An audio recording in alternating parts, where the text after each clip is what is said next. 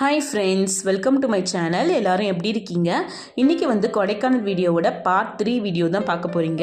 இந்த வீடியோவோட Kodaikanal series complete ஆகுது. ஸோ இதுதான் லாஸ்ட் வீடியோ. ஸோ இப்போ மார்னிங் பார்த்திங்கன்னா பிரேக்ஃபாஸ்ட் சாப்பிட்லாம் அப்படின்னு சொல்லிட்டு பக்கத்தில் எங்கள் ஹோட்டலுக்கு பக்கத்தில் கோடை இன்டர்நேஷ்னல் ரெசார்ட் இருக்குது. ஸோ அங்கே